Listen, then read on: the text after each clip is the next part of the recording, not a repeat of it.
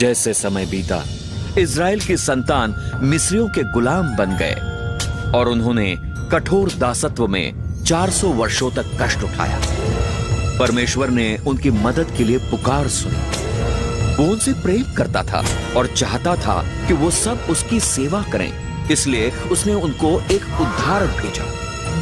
उसका नाम था मूसा। उसने परमेश्वर का संदेश पृथ्वी के सबसे शक्तिशाली मनुष्य, मिस्र के शासक सामर्थी फिरौन को दिया। मूसा प्रभु के लिए बोला और पुकारा, मेरे लोगों को जाने दे। लेकिन फिरौन ने इनकार कर दिया। इसलिए परमेश्वर ने फिरौन को हार मानने पर मजबूर करने के लिए मिस्र के विरुद्ध विपत्तियां भेजी। परमेश्वर ने सारे पानी को लहू में बदल दिया, मछलियां मर गई और नदी से दुर्गंध आने लगी। मिस्र के लोग क्रोध में पागल हो रहे थे। वो सब पूरे देश में पानी नहीं पी पा रहे थे। फिर भी फिरौन नहीं हिला। उसके बाद दूसरी विपत्तियां आई। मेंढकों ने जमीन ढक ली, उनके मवेशी मर गए और धूल जुओं में बदल गई। मिस्र के लोग भयभीत थे। फिर भी फिरौन का हृदय कठोर होता गया। फिर प्रभु ने मिस्र के लोगों को एक और विपत्ति भेजी, मनुष्य और पशु पर फोड़े। इसके बाद एक और तकलीफ आई। ओले आग में मिले हुए जो पूरे देश में गिरे और उनकी फसल को तबाह कर दिया। मिस्र देश बर्बादी में था।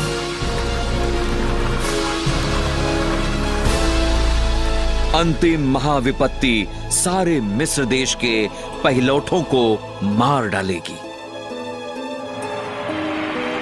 मूसा ने इज़राइल के संतान को चेतावनी दी कि उन्हें एक मेमने का लहू अपने दरवाजों की चौखटों पर परमेश्वर के अंतिम शाप से बचाव के रूप में लगाना चाहिए। परमेश्वर ने मिस्र का न्याय किया। आधी रात को वो विनाशक के साथ पहिलौठों को मारते हुए देश से गुजरा।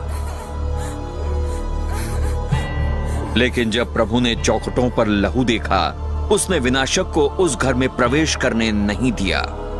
वो वहां से होकर गुजरता था। उस रात हर मिस्र के घर में लाशें थीं। पूरा देश क्रोध में पागल हो गया था। फिरौन का पुत्र भी मर चुका था। भोर से पहले फिरौन ने मूसा को आज्ञा दी कि वो इज़राइल की संतान को लेकर जाए और प्रभु की सेवा करे।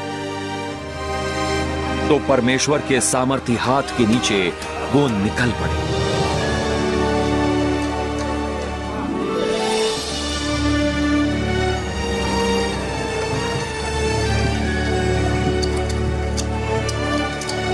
और उन 430 वर्षों के अंत में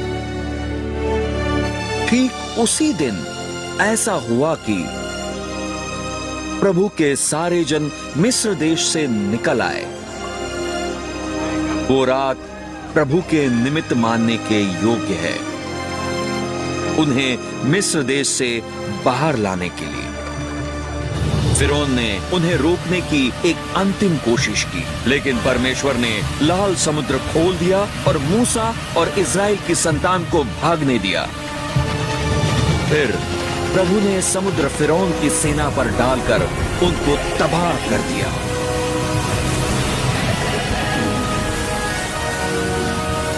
प्रभु ने अपनी महान सामर्थ्य लोगों को दिखाने के लिए अद्भुत आश्चर्य कर्म किए।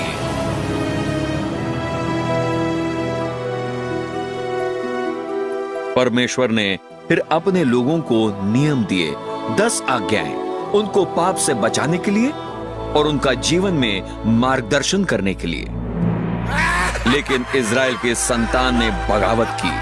बाहरी तौर पर वो परमेश्वर की सेवा करते थे, लेकिन अपने हृदयों में नहीं। वो आश्चर्य कर्मों और मिस्र देश के छुटकारे को जल्द ही भूल गए। इस कारण परमेश्वर ने उन पर राज करने के लिए राजाओं को